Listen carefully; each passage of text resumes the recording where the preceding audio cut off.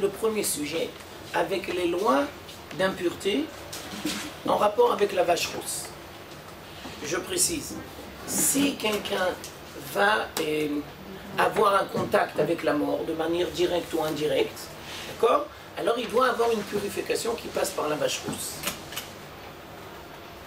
Qu'est-ce qu'on peut apprendre de la vache rousse? Alors on va apprendre deux dimensions très importantes.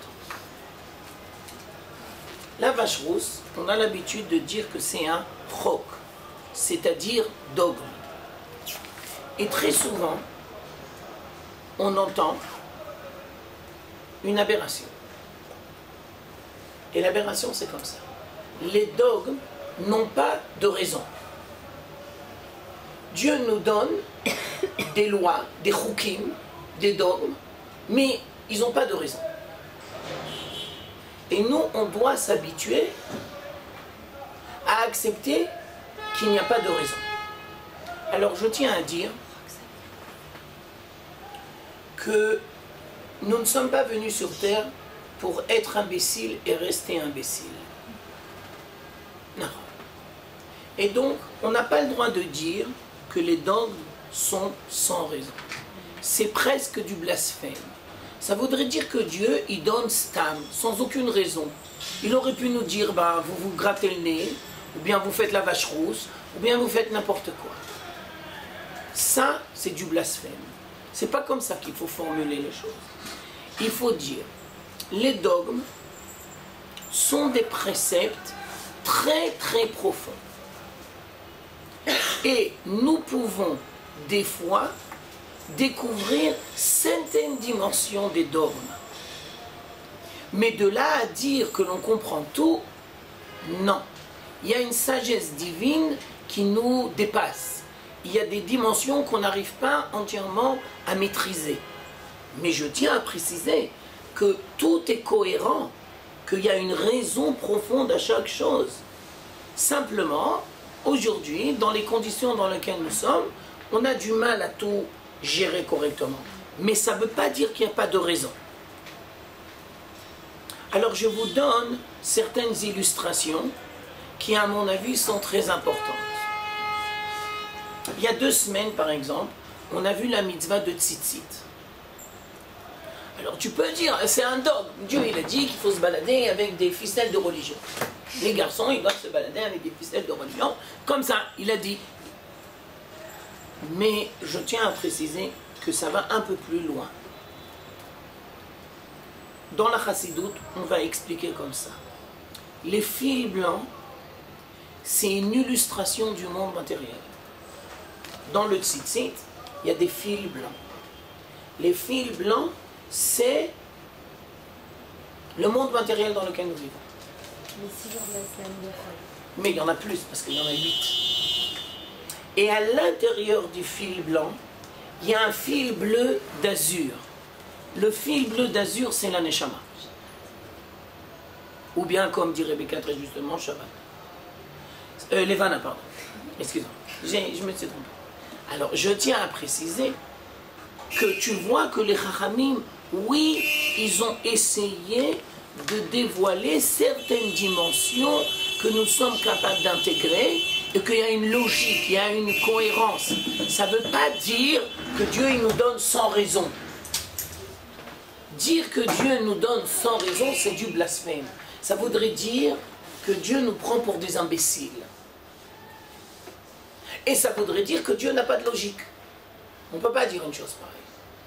Et nous ne sommes pas appelés à rester bêtes. Il n'y a aucune mitzvah de rester imbécile. Alors maintenant on continue. Qu'est-ce qu'on peut apprendre de la vache rousse? Alors je vous donne une dimension. Dans la vache rousse, dans le processus de purification, il y a apparemment une incompréhension. Pourquoi? Parce que le Kohen qui va faire le processus de purification, grâce à ce processus, il va pouvoir rendre pur le juif. Mais à partir du moment où il va faire ce processus de purification et qui va rendre pur le juif, qu'est-ce qui va se passer à lui? Lui, il va devenir impur. Mais alors attends 2 minutes, c'est pas possible, il y a un truc illogique. Si moi je suis dans un processus de purification, alors comment moi je peux devenir impur et au même moment je rends pur l'autre? Il y a une contradiction interne. Alors je vous donne une image. Le processus de purification, c'est une image pour comprendre que des fois, tu dois être prêt à payer un certain prix pour aider ton prochain qui est dans la poisse. Je reprends. Le processus de purification de la vache rousse, il est là pour nous apprendre que l'on ne doit pas être égoïste et que l'on ne doit pas s'occuper que de son devenir personnel. Et des fois, tu es appelé à faire du bien à l'autre. Maintenant, faire du bien à l'autre, c'est très très très général. Je peux vous donner des milliards d'exemples. Tu restes avec elle réveillée entre 2h et 3h du matin. Parce qu'elle n'en peut plus, elle ne peut pas dormir, elle en a gros sur la patate. Ou bien tu vas l'aider matériellement, ou financièrement, ou je ne sais pas quoi. Maintenant, est-ce que pour aider l'autre, tu es prêt, des fois, dans certains cas, en prenant le temps de réfléchir, est-ce que tu es prêt à payer un certain prix? Où tu te dis, à partir du moment où je dois aider l'autre, je ne suis pas d'accord à payer un certain prix. Alors les lois de la vache rousse sont là pour nous apprendre que tu dois être prêt des fois à payer un certain prix. Mais pour donner, il faut toujours... Pardon. Vas-y, Dvorah. Pour donner, il faut toujours payer un prix. Nahon, c'est ce que nous dit Dvorah. Dvorah nous dit, si tu veux être prêt à donner à l'autre, tu dois être prêt en parallèle à payer un certain prix. Nahon, ça, on l'apprend de la vache rousse. Maintenant, si le Kohen va dire, moi je veux bien faire le processus de purification, mais je ne veux pas devenir impur. C'est contradictoire parce que Hachem ne veut pas qu'on se rende impur. Je suis entièrement d'accord avec toi, mais n'empêche que les lois de la vache rousse nous apprennent que tu ne peux pas faire autrement. Et alors si je fais l'analogie par exemple aujourd'hui, aller dans un milieu laïque pour ramener les gens... Oh, il y a fait merde. Alors, il y a fait merde, Jennifer nous dit, si moi par exemple maintenant, je vais traduire les paroles qu'on est en train de voir dans le cours, et donc je vais donner la traduction, ça va être, je vais aller dans un milieu laïque, et je vais essayer de faire le plus que je peux. Nous, on n'a pas dit à n'importe quel prix. Et donc, de la vache rousse, tu dois apprendre un principe.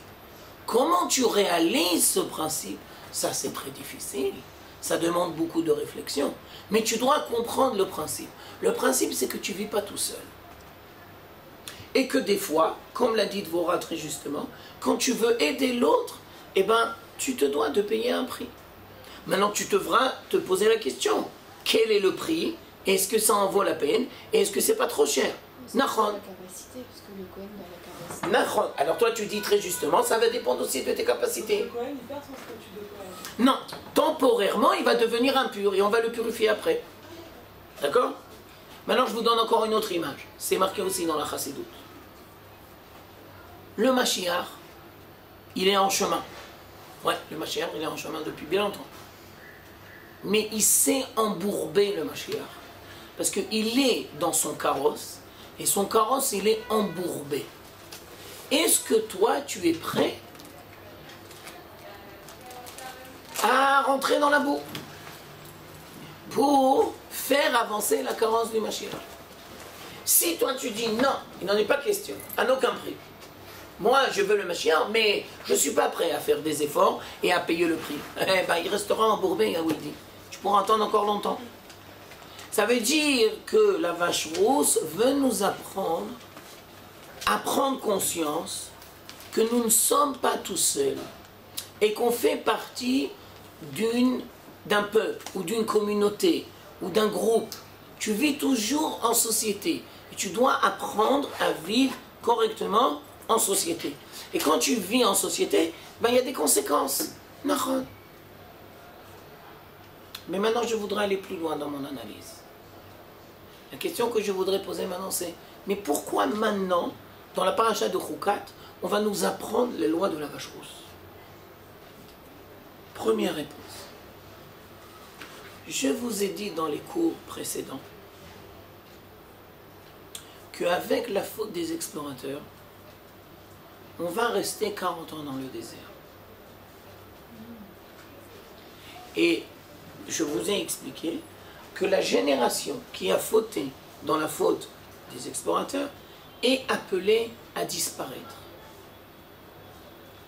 Avec la paracha de Chukat, pour la première fois, on va s'adresser à la nouvelle génération qui est appelée à rentrer en Eretz Israël. Ça veut dire qu'entre la paracha de Korach de la semaine dernière et la paracha de cette semaine, il y a 38 ans qui s'écoulent. On a dit que toute la génération allait mourir. Bidiouk. Et il y a le silence total. Donc la génération des explorateurs est appelée à disparaître. Voilà. Et donc, à la suite de ça, il y a le silence total. Il n'y a plus de paroles divines. Pendant 38 ans. Pendant 38 ans. Et là... Excuse-moi, je n'ai pas entendu. Ah, parce qu'il y a les 2 ans où on est sorti d'Égypte, qui est tout le processus, ça fait 2 ans. Quand on dit 40 ans, c'est à partir de la sortie d'Égypte. D'accord?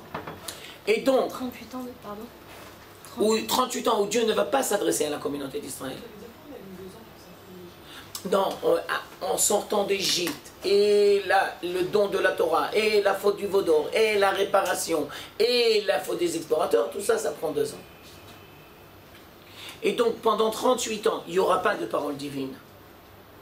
Et la parole divine recommence avec la paracha de Chukat pour la nouvelle génération qui est appelée à rentrer en Eretz Israël.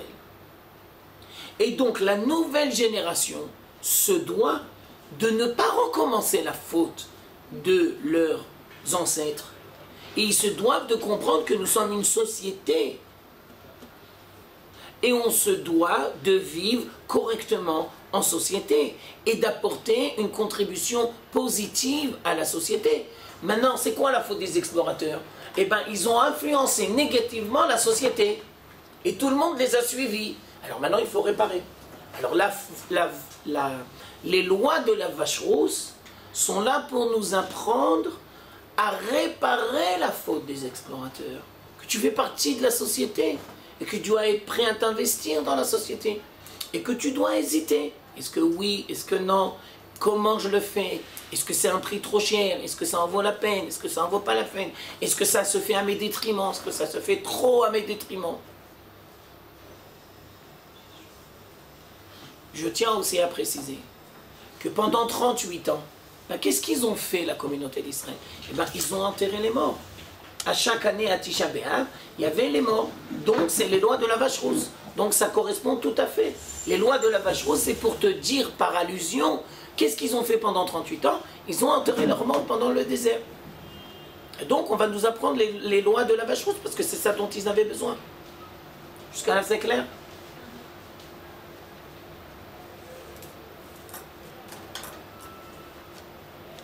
C'est-à-dire que la première chose qu'on commence à leur apprendre, c'est les lois du deuil. Il y a fait merde. Mais pas simplement les lois de deuil, les lois de deuil qui vont te permettre à comprendre que tu fais partie d'une société et que tu dois apporter ta contribution à la communauté, au peuple. Tu ne vis pas tout seul.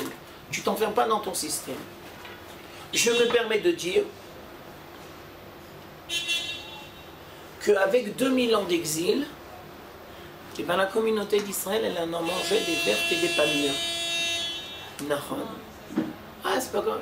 Ah, tu vas passer ton temps à...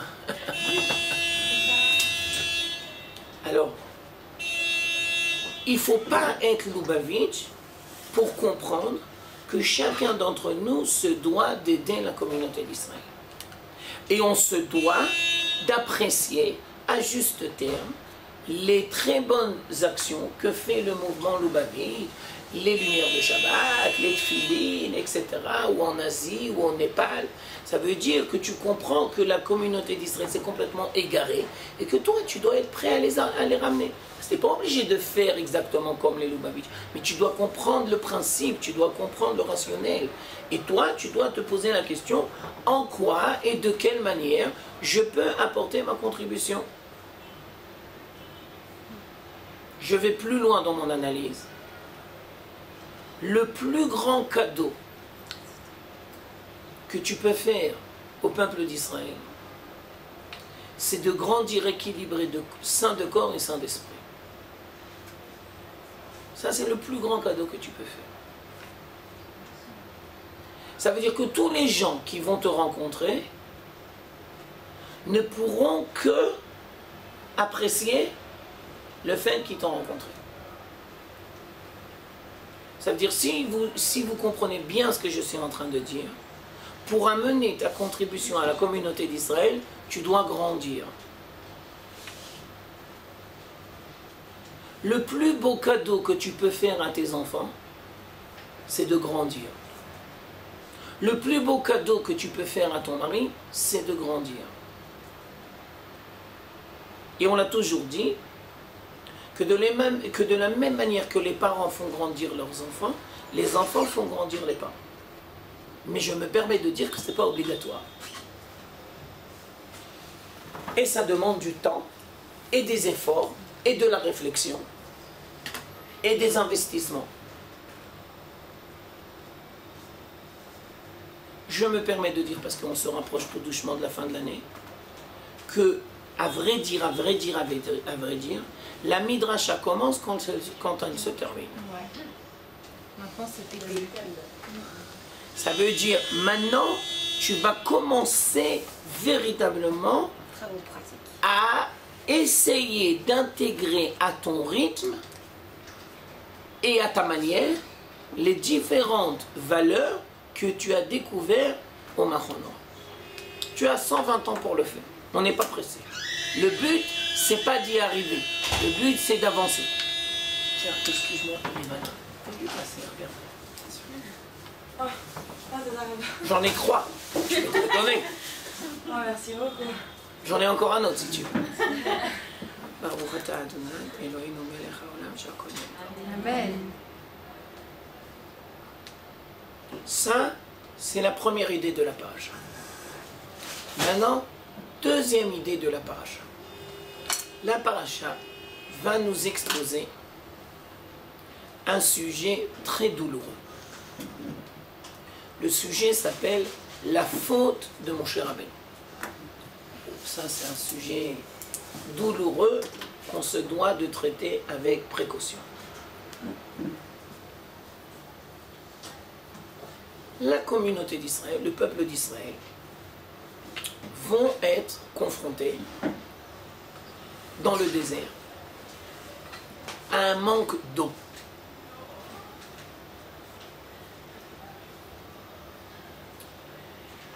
Et Dieu va demander à Moshe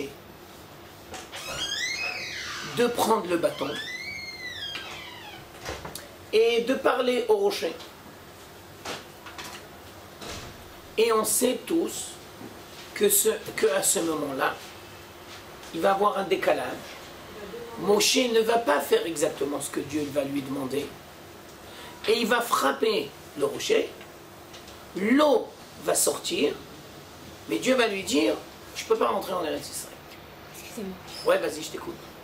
Hachem demande à Moshe de prendre le bateau et de parler au... Et de parler au rocher. Bien fait. 2 minutes, on y arrive, j'y arrive. Et Moshe va frapper. Et à la suite de ça, l'eau va sortir. Mais Dieu va lui dire, tu ne peux pas rentrer en Eretz Israël. Parce que, est-ce que c'est pas de l'impatience? Oh, alors 2 minutes, s'il te plaît. Alors, d'abord, on se doit de poser certaines questions. Première question. On a toujours dit que Dieu ne punit jamais la communauté d'Israël. Le vocal punition, ça n'existe pas. Et Et on a dit conséquence. Alors nous, on pose comme question, pourquoi Dieu dit à Moshe et à Aaron, vous n'allez pas rentrer en Eretz Israël? Mais quel est le rapport? Le problème, c'est l'eau. Le problème, c'est tu as parlé ou tu n'as pas parlé. Quel est le rapport avec le fait de rentrer en Eretz Israël? Ça, c'est la première question. Deuxième question. Pourquoi Moshe a jugé bon de frapper le rocher? D'où ça lui est venu cette idée-là, de frapper le rocher?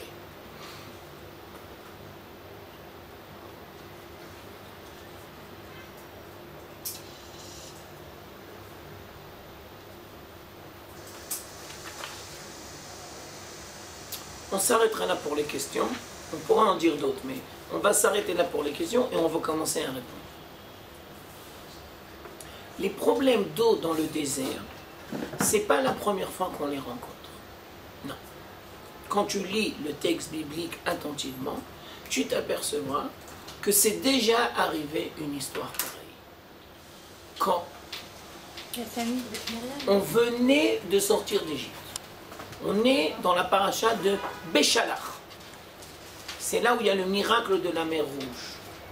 Et tout de suite après, on a commencé à avancer et une nouvelle fois, il n'y avait pas de l'eau. Et à ce moment-là, Dieu a dit à Moshe, prends le bâton.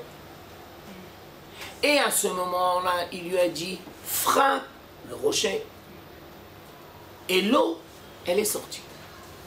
Ça veut dire que le comportement de Moshe, il est tout à fait compréhensible, puisqu'on a déjà été confronté au même cas, et à l'époque, Dieu avait dit, prends le bâton et frappe le rocher. Et l'eau, elle est sortie. Donc Moshe, quand il a cette fois-ci utilisé, ben, il n'a fait que continuer la ligne logique. C'était quel paracha, excusez-moi? Béchalach. Le mot, il n'était pas amer et... Ouais, ça c'est le premier événement. Dans Béchalach, ça c'est les 3 jours à Mara. Et tout de suite après, il y a eu le truc du bâton. Mais maintenant, on va plus loin dans notre analyse. Les Chachamim vont poser une troisième question générale. Dans la paracha de cette semaine, Dieu dit apparemment une phrase incompréhensible. Pourquoi? Dieu dit à Moshe, tu prends le bâton,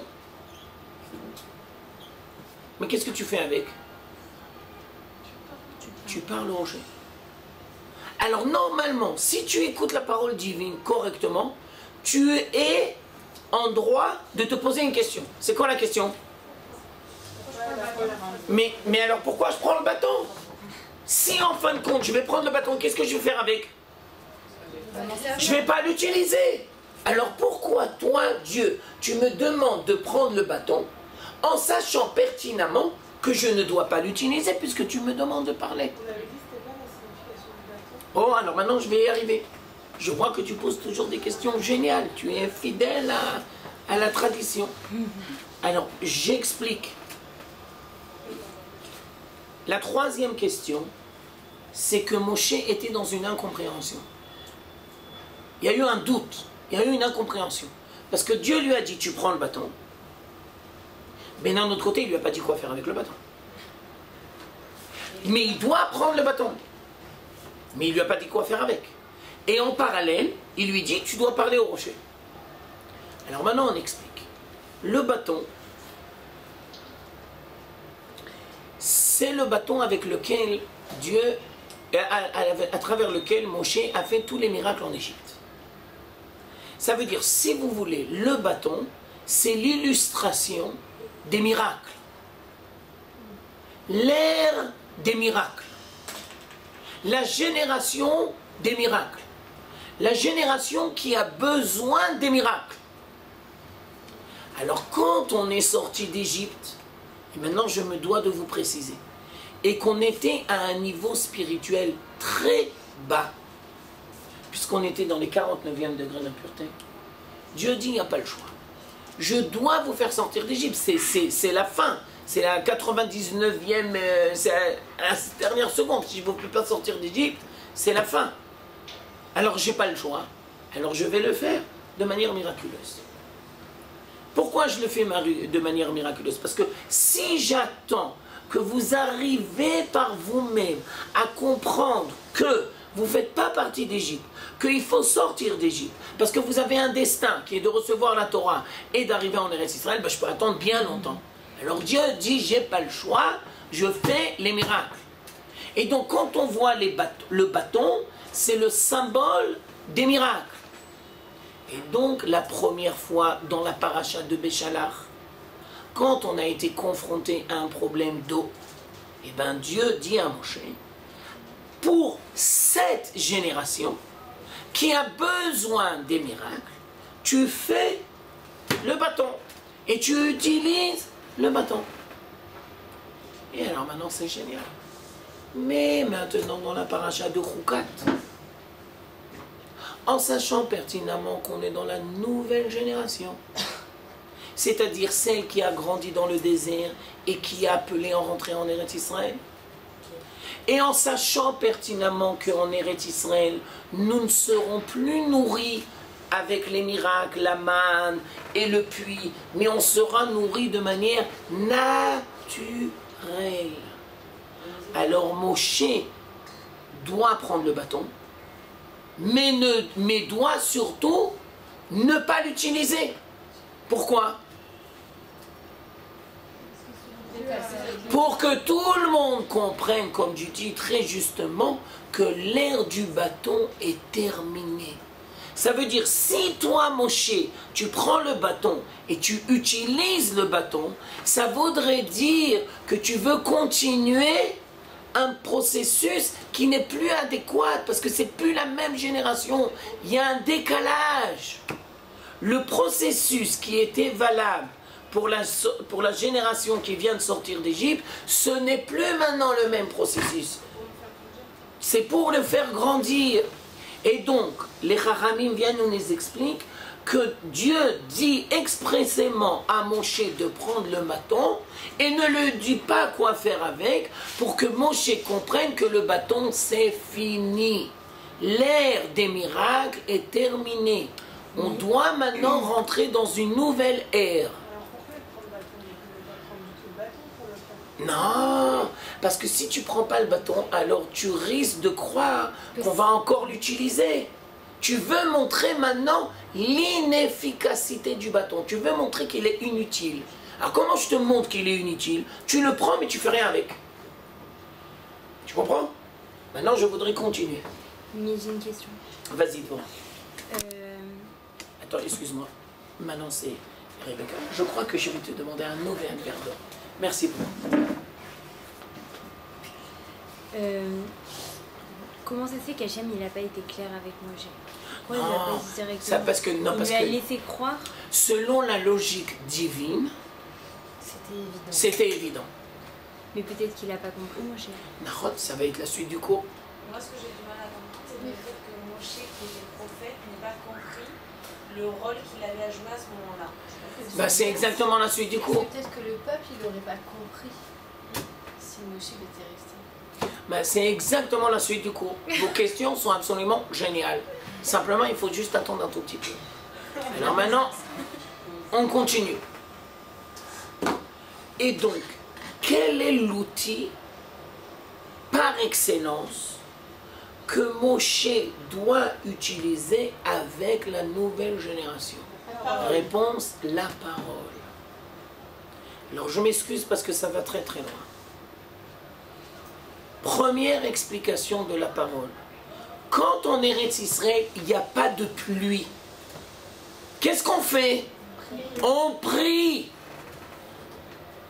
On ne demande pas à Dieu d'intervenir miraculeusement. On sait que Dieu peut intervenir miraculeusement. Mais si tu fais intervenir Dieu miraculeusement, ça veut dire quoi en fin du compte? Ça veut dire, merci beaucoup, que Dieu te bénisse. Ça veut dire que tu ne prends pas tes responsabilités. Ça veut dire que tu attends que Dieu fasse le miracle, mais toi tu restes toujours à ton même niveau zéro. Par contre, quand tu fais la prière, ça veut dire que tu comprends que tu as un rôle à jouer. Ça veut dire que tu comprends que tu dois te remettre en question et qu'il y a un processus de tchouva qui doit être entamé. Alors quand Dieu demande à Moshe de parler au rocher, il veut faire prendre conscience à Moshe que la communauté d'Israël doit grandir. C'est plus la même. Ah, bonjour. C'est plus la même. Les générations ont changé. Et puisque la génération a changé, donc le mode d'éducation a aussi changé. Je m'excuse, mais je me dois de vous le dire. Parce que malheureusement, nous sommes confrontés depuis une semaine à une réalité difficile en Israël. Si je suis un citoyen, je ne fais pas partie de l'armée, et on va me dire aux nouvelles, il y a 3 jeunes qui ont été pris, kidnappés. Qu'est-ce que je fais? Réponse, je me mobilise. Et comment je me mobilise? À travers la prière. Alors je tiens à expliquer que quand Dieu demande à Moshe de parler au rocher, il veut lui apprendre comment la communauté d'Israël, en Eretz Israël, se devra de se mesurer au problème.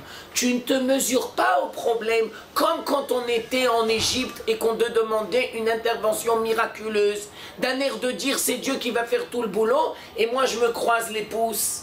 Mais tu comprends que tu dois être mobilisé. Et donc la parole de Moshe, c'est le reflet de la parole de toute la communauté d'Israël. Mais maintenant, je voudrais vous donner encore une 3e explication.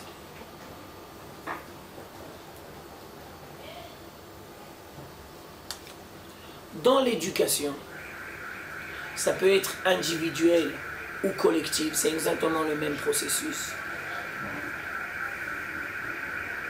La violence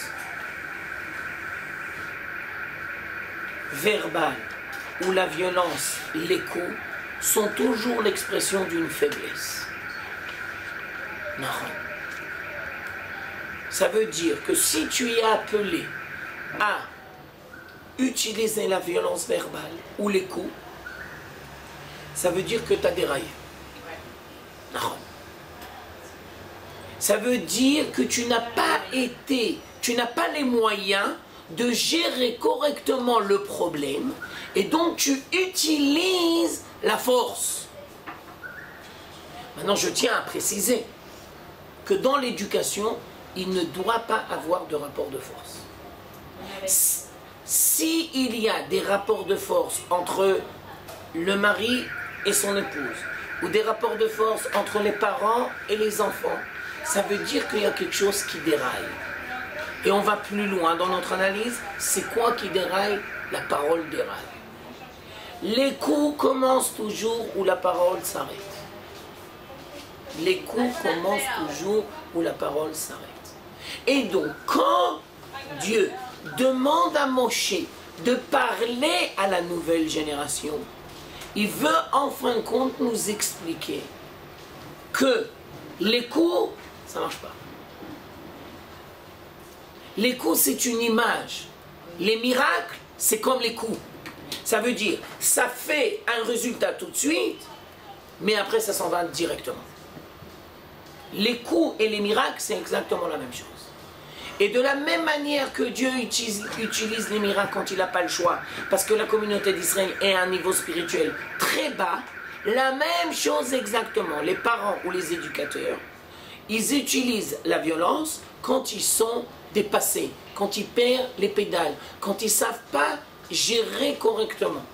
Normalement, tu as le droit de dire tout ce que tu ressens. Maintenant, s'il y a parents et enfants, alors c'est sûr que l'autorité, sauf c'est l'autorité parentale. Mais toi, tu te dois d'écouter. Tu te dois des fois de tenir compte et tu dois être capable aussi de reconnaître tes erreurs. Je me permets de dire que dans un groupe, c'est la même chose. Si tu utilises la violence verbale ou si tu mets les gens au pied du mur, ça veut dire qu'il y a un dysfonctionnement. Parce que normalement, tu ne mets pas au pied du mur. Tu peux décider, c'est toi qui décides, mais tu te dois d'écouter, et tu te dois de tenir compte. Et des fois, tu fais des erreurs, tu te dois de réparer ou reconnaître tes erreurs. Alors maintenant, je tiens à expliquer.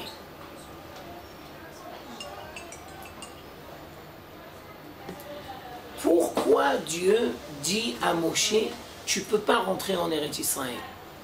Ce n'est pas une punition, c'est une conséquence. Ça veut dire, toi, tu restes avec le modèle d'antan, qui était adapté à la génération qui venait de sortir d'Égypte. Mais maintenant, ce n'est plus le même modèle. Il y a un décalage. Et donc, quand Dieu va dire à Moshe et à Aaron, vous n'allez pas rentrer en Eretz Israël, ce n'est pas une punition. C'est la conséquence de la prise de conscience du décalage qu'il y a entre Moshe et la nouvelle génération.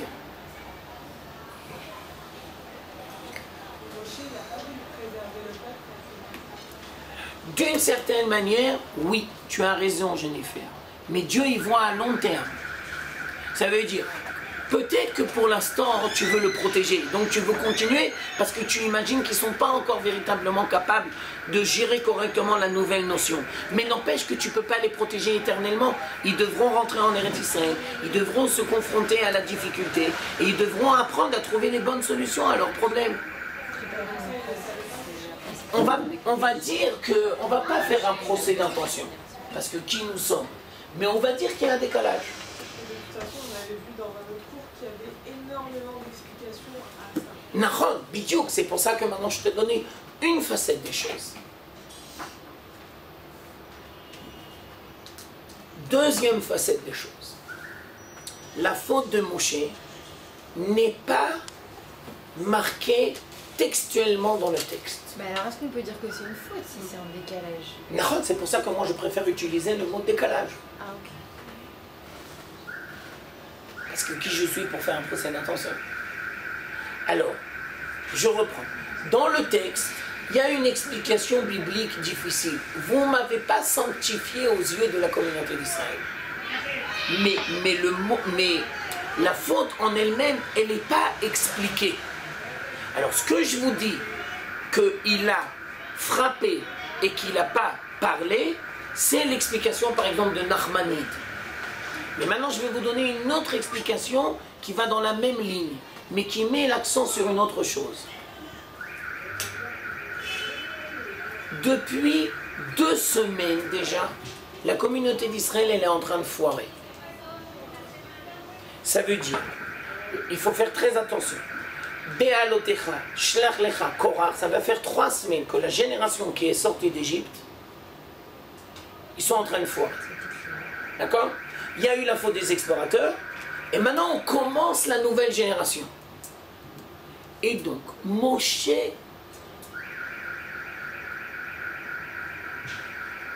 croyait que les problèmes de fond avaient été réglés. Et que la nouvelle génération n'allait pas recommencer les erreurs de la génération précédente. Et quand maintenant on arrive devant le rocher, et que Moshe voit que le comportement de la nouvelle génération, ça veut dire qu'ils perdent les pédales et qu'ils vont voir Moshe, qu'est-ce qu'on fait, mais on n'a pas d'eau, mais pourquoi, mais où, mais maintenant. Ça veut dire qu'ils voient que le modèle de comportement de la nouvelle génération, c'est le même modèle que la génération d'avant. Alors Moshe, d'une certaine manière, va perdre les pédales, il va dire, j'en ai marre. Jusqu'à quand vous allez vous révolter?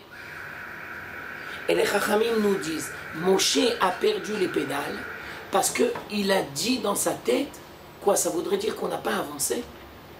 Ça voudrait dire que 40 ans dans le désert n'ont pas fait changer de manière profonde les réactions face aux problèmes de la communauté d'Israël. Et la nouvelle génération, elle est comme la précédente. Alors quand Moshe a perdu d'une certaine manière sa confiance dans la nouvelle génération et qui perd les pédales, ça veut dire qu'il ne peut plus être le guide spirituel de la nouvelle génération. Parce que à partir du moment où tu ne fais plus confiance, eh bien c'est foutu. Et donc Dieu va lui dire, tu ne peux pas rentrer en Eretz Israël. Mais ce n'est pas une punition. Alors nous on a dit, mais quel rapport entre le fait que maintenant Moshe perd les pédales et qu'il ne va pas rentrer en Eretz Israël? Alors maintenant on explique.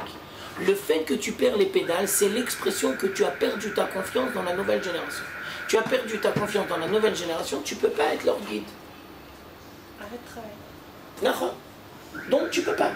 Et donc Dieu dit à Moshe, arrête le travail. Retraite.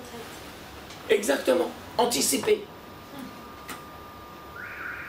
Il a anticipé, il avait quel âge? S'il avait compris ça, pourquoi il a continué après? Non, il va continuer pendant quelques mois. À partir de là, quand on est dans la paracha de Chukat, jusqu'à la fin de Chumash Dvarim, il y a 6 mois, c'est tout. Alors, maintenant, on reprend le principe. Tu peux perdre les pédales. C'est humain de perdre les pédales. Mais tu ne dois pas perdre la confiance. La confiance en Dieu ou la confiance en toi? Les deux. Les deux. Ça va toujours ensemble. Ça va toujours ensemble, bien entendu. Je tiens à dire, je suis entièrement d'accord avec toi. Alors, c'est pour ça que je tiens à préciser.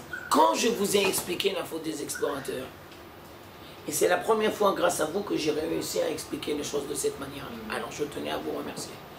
Pourquoi la communauté d'Israël ont pleuré? Et pourquoi Dieu leur a dit, vous ne pouvez pas rentrer en Eretz Israël? Alors, je reprends ce que je vous ai expliqué. Quand les explorateurs ont fait leur récit, et que eux ils ont pleuré, les pleurs, c'est l'expression de leur angoisse, de leur désarroi et de leur manque de confiance en eux-mêmes. Ça veut dire qu'ils se sont tués de l'intérieur. Alors s'ils se sont tués de l'intérieur, on doit leur dire, bah, vous ne pouvez pas rentrer en Eretz Israël. Ça veut dire qu'ils n'ont plus confiance en eux-mêmes. Alors maintenant on dit, la suite logique de la faute des explorateurs, c'est la faute de Moshe. Qu'il n'a plus confiance en lui, qu'il est capable d'être le guide spirituel. Il n'a plus confiance dans la nouvelle génération. Ça veut dire qu'une nouvelle fois, si le peuple d'Israël perd sa confiance en lui, alors Moshe perd sa confiance en lui. Qu'il est capable de les diriger. Vous comprenez ce que je veux dire? Et donc, la paracha de cette semaine, c'est la conséquence directe de la faute des explorateurs. Ça a pris 40 ans, mais n'empêche que c'est la conséquence directe. Quand Moshe perd sa confiance en lui le peuple ou en lui? Les deux.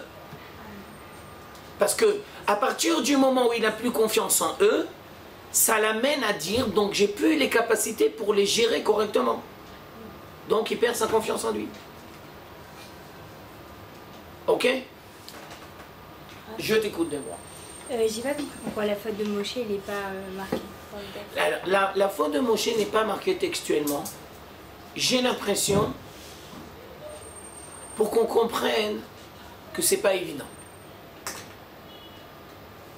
Que tu peux analyser de différentes manières l'événement, et toi tu ne dois pas arriver à la conclusion hâtive de dire oui bon bah Moshe c'est un pourri, Moshe c'est un bidon quoi, bah il s'est trompé quoi, bah, vraiment ça coule de l'autre source quoi, vraiment, c'est pas compliqué, si Tobiano il explique alors vraiment c'est que c'est pas compliqué.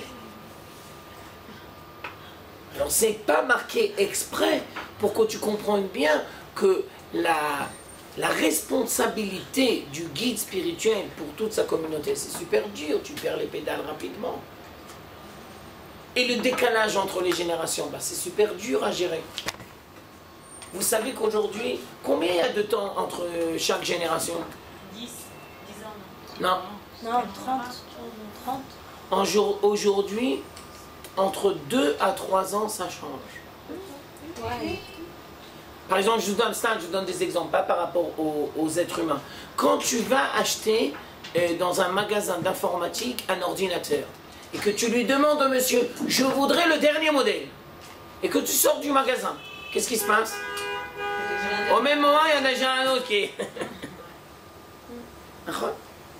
Maintenant, je tiens aussi à expliquer que ce qui se passe dans les ordinateurs, c'est la même chose dans les Neshamot.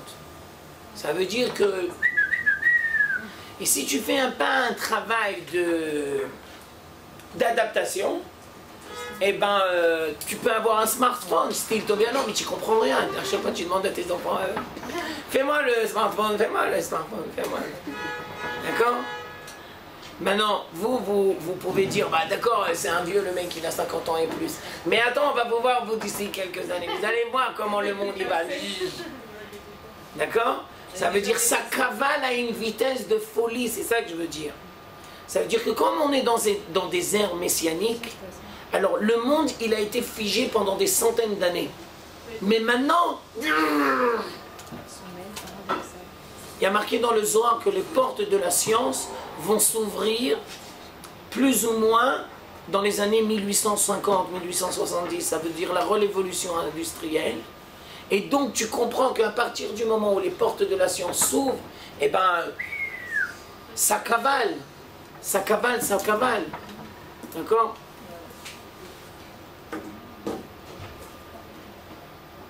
Et je suis sûr que d'ici 1 an ou 2 ans, le smartphone, ça sera déjà démodé. Il y aura déjà encore un truc encore plus. Ça y est, ils ont les montres maintenant. Ah bah voilà.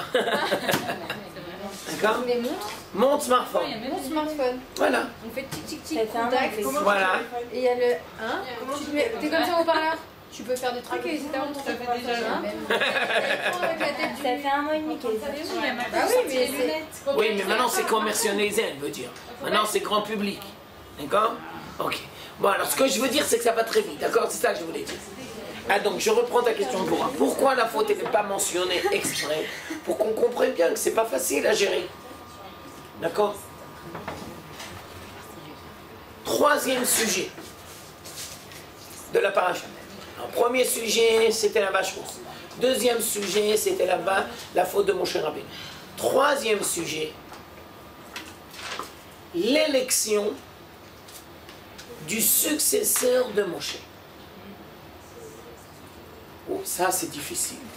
L'élection du successeur de Moshe. Oui, Jennifer, je t'écoute. Je voulais juste rappeler qui a nommé les dans la tâche. Ah, c'est Moshe qui les a nommés.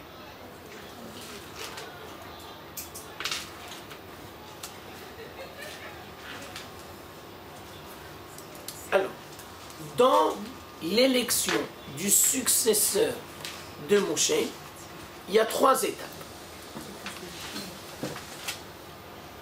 Première étape, il y a la demande de Moshe. Moshe va intervenir devant Dieu et il va lui dire « Je voudrais que tu choisisses ». Moshe va demander à Dieu « Je voudrais que tu choisisses un nouveau guide ». D'accord? Et à ce moment-là, Moshe va définir le portrait du guide spirituel par excellence. Ensuite, il va avoir la réponse divine. Ça, c'est la deuxième étape. Ça, c'est la deuxième étape. Et la troisième étape, c'est l'élection de Yahushua. Là, il y a le petit rouge. Où il y a du rouge? Il y a un rouge, c'est la paracha. Où tu vois du rouge là? C'est chaud. D'accord. Ah, c'est classe chez toi. D'accord. Alors, je reprends, il y a 3 étapes. Première étape, la demande de Moshe, la réponse de Dieu, et la troisième étape, c'est l'élection de Yahushua bin Nun. Alors ça, c'est un grand sujet. Je vais essayer de le faire succinctement. Première, vas-y, fais ce que tu veux. Première dimension. Moshe sera toujours comparé au soleil. Oui, Moshe est comparé au soleil. Alors, on peut comprendre cette image de différentes manières. Première dimension. Quand il y a le soleil, ben, tout est annulé. La lumière, l'intensité, la force du soleil, tout est annulé. Ensuite, le soleil, c'est la stabilité par excellence. Et la seule source de lumière. C'est lui, le soleil. Il donne, il donne, il donne, il donne, il donne, il donne, il donne. Le soleil est complètement indépendant. Il ne reçoit pas, il ne fait que donner. Il est tellement riche que c'est lui qui donne, paraît infini. Le soleil s'arrêtera d'être soleil dans 3 milliards d'années, ou je ne sais pas combien. D'accord? Ça veut dire qu'il est tellement riche que... Alors, Moshe, c'est le soleil. Yoshua, c'est la lune. La lune reçoit du soleil. C'était pas une femme pourtant. Ouais, exactement. Alors la lune, elle a besoin de recevoir. Donc la lune a besoin de recevoir.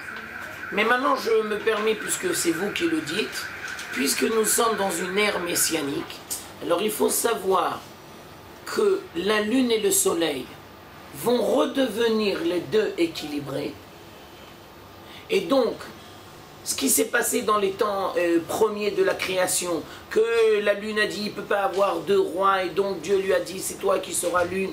Alors maintenant, la différence entre hommes et femmes, elle se restreint de plus en plus. Pas que les femmes deviennent des hommes, mais que les femmes deviennent l'égale de l'homme. Ça veut dire une femme n'est pas uniquement lune, mais elle devient aussi soleil. D'accord. Tout s'explique. On est dans les temps messianiques. Exactement. Maintenant, je tiens à expliquer que si tu comprends que l'ère de Moshe est en train de se terminer et qu'on va rentrer dans l'ère de Yahushua, alors tu peux comprendre encore plus loin que quand il y a la lune, il y a les étoiles. Quand il y a le soleil, il n'y a pas les étoiles. Mais quand il y a la lune, il y a les étoiles. Et après l'ère de Yahushua, on rentre dans le livre des juges. Et le Midrash va expliquer que Dieu va faire en sorte qu'à chaque fois, il va avoir un nouveau juge qui va prendre le pouvoir.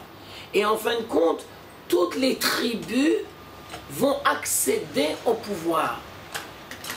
C'est l'ère qui prépare la royauté.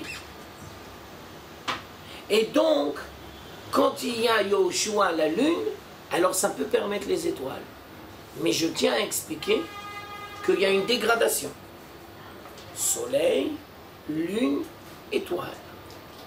Et après, on va retourner à l'ère de la royauté. Mais les étoiles, ce sont des soleils. Nachon, tu as raison, tu as raison. Mais on n'a pas encore vu, et ça veut dire par rapport à leur galaxie propre. Ils ne sont pas soleil pour tout le monde. Ils sont soleil, si tu veux, le chef de tribu pour sa tribu. Mais pas pour toutes. Tu comprends ce que je veux dire? Comme notre soleil. Nachon, si tu veux. Les étoiles, c'est nous? C'est les enfants? Non, c'est les Non, prophètes. non, c'est les juges. C'est au-dessus de nous. C'est les juges. Ça veut dire les juges, peut-être j'ai été trop vite dans mon analyse et je vous donne des éléments. Après Yahushua, il y a le livre de Shoftim. Le livre de Shoftim, c'est les juges. Et Dieu va faire en sorte qu'à chaque fois, il va avoir un chef de tribu qui va devenir temporairement le guide de toute la communauté d'Israël, pour que l'on comprenne quelle est sa contribution. Quand il y a Moshe, il n'y a que Moshe. Il ne peut pas avoir quelqu'un d'autre à la place de Moshe. Il n'y a que le soleil. Mais quand il n'y a que le soleil, tu ne sais pas c'est quoi, par exemple, la tribu de Zvouloun ou la tribu de Hacher. Tu ne connais pas sa particularité. Parce qu'est-ce que Dieu va faire dans l'histoire des générations? Dans un premier temps, il va faire disparaître Moshe. Et puis après, il va faire grandir chaque tribu et chaque chef de tribu. Et il va l'amener à amener sa contribution dans la construction de la communauté d'Israël. Et ça, c'est ce qui va permettre la royauté. Quand il y aura le roi David, il saura déjà toutes les particularités de toutes les tribus. Et il se devra d'intégrer en lui toutes les particularités de chaque tribu s'il veut véritablement régner. Il me reste 4 minutes et j'ai des milliards de choses à dire. Alors, je ne sais pas comment organiser ma pensée. Mais ce que je voudrais vous dire d'abord, c'est qu'aujourd'hui, on vit exactement le même processus. Ça veut dire que Moshe, c'est les grands des dernières générations. Et Dieu s'occupe tout doucement de les éclipser. Ça veut dire le Rabbi de Lubavitch, le Rav Ovadia Yosef, le Rav Mordechai Eliyahu. Alors tu peux dire, mais à quoi ça sert que les grands disparaissent? Réponse. Le néant qui va être créé, c'est pour préparer l'apparition du Mashiach. Mais c'est qui les lunes alors? Les lunes, c'est les états temporaires de la communauté d'Israël. On a eu le choix. C'est le temporaire. Et l'éclipse, le néant qui est créé, c'est un néant temporaire pour permettre la montée du Mashiach. Alors aujourd'hui, on vit exactement le même processus que Moshe, Yehoshua et les étoiles. Et ça se diffuse au sein de la communauté d'Israël. Ça veut dire la lune et les étoiles, c'est la communauté d'Israël qui grandissent, qui grandissent, qui grandissent. On voit la communauté d'Israël dans sa grandeur. On va dire la même chose sous une autre forme. À l'époque du deuxième temple, il y avait un très grand décalage entre les sages et le peuple. Alors qu'est-ce que Dieu fait? Les sages, il les fait disparaître pour permettre au peuple de grandir. Ben aujourd'hui, c'est comme ça. Les sages disparaissent, le peuple grandit, et donc après, il pourra avoir le Mashiach. Bien sûr, je suis d'accord. Mais c'est comme par exemple, je vous donne la même illustration. Qui a dit au peuple dans ces derniers jours qu'il faut prier? Et personne, il y est arrivé par lui-même. Ça veut dire qu'ils se sont mobilisés par eux-mêmes. Bien sûr qu'après les rabbinim sont venus, mais ça a commencé spontanément par les masses. Ben, c'est exactement ce que je veux te dire. C'est-à-dire que les masses grandissent. Ça veut dire que des fois, ça peut arriver que s'il y a un guide spirituel tellement grand, alors ça freine l'évolution des masses. Mais des fois, il n'y a pas le choix. Alors, quand on sort d'Égypte, il n'y a pas le choix, il faut qu'il y ait Moshe Rabbeinu. Mais il ne peut pas avoir éternellement Moshe Rabbeinu. Ça veut dire quoi que ça frustre? D'une certaine manière. Quand tu vis dans l'ombre d'un géant, tu risques d'être frustré. Tu risques de ne pas pouvoir t'exprimer correctement. Parce que lui, il est tellement géant qu'en fin de compte, tu te sens anéanti. Et si tu veux t'exprimer, ben, tu dois quitter le géant. Et donc tu peux t'exprimer. Tu vois ça à titre individuel dans des milliards de familles. Quand il y a des parents qui sont trop présents, ça empêche leurs enfants de pouvoir s'exprimer correctement. Quand il y a deux sœurs, Ou une qui est très dominante, c'est-à-dire quand il y a deux soleils, c'est pas possible. C'est ce qu'avait dit la lune d'ailleurs. Et donc, donc Dieu lui a dit, il n'y a pas le choix. Donc tu deviendras lune. Non. Maintenant, je tiens aussi à préciser, et ce sera le mot de la fin, que le danger du soleil, c'est de croire qu'il se suffit à lui-même. Ça, c'est le danger du soleil. Le danger du soleil, c'est de se croire qu'il se suffit à lui-même. Et comme Moshe était un vrai géant de la communauté d'Israël, alors il se devait d'avoir la modestie. Parce que la modestie, c'est ça qui lui permet de comprendre qu'il a toujours besoin des autres. Et c'est quoi le danger de la lune? Le danger de la lune, c'est l'instabilité. Et le danger de la lune, c'est la perte de confiance en soi. Puisque tu as toujours besoin d'un soleil, donc tu te dis, mais je suis un zéro. Non. Non. Et les temps messianiques nous apprennent que les femmes ne sont pas uniquement lune, mais elles sont aussi soleil. Non, mais elles étaient capables d'être soleil, puisqu'elles étaient soleil. Bien sûr. Et donc on va dire qu'une femme soleil, ça s'appelle une mère. Mais c'est pas moi, hein, c'est marqué dans tous les textes. Hein. C'est pas moi qui le dis. Mais ça veut dire que peut-être que tant qu'on n'est pas dans cet état de mer, Bien on sûr. rencontre ces états Bien sûr. d'instabilité, de manque de confiance. Bien sûr. Et donc, et maintenant je vais encore aller encore plus loin puisque vous le demandez.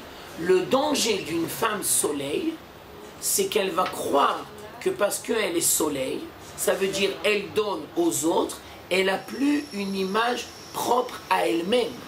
Et donc une femme qui est mère, son danger c'est qu'elle s'investit trop dans ses enfants et qu'elle s'oublie elle-même en tant que femme. En tant que femme, ça veut dire l'une qui reçoit de son mari ou de l'extérieur, c'est l'homme chané. Ou les deux, de l'extérieur ou du mari. Et donc tu devras toujours créer un équilibre entre lune et soleil. Bon, on s'arrêtera là parce que malheureusement j'aurais pu continuer pendant longtemps. Bien fait, mais tout ça pour dire que la Torah d'Israël est très belle.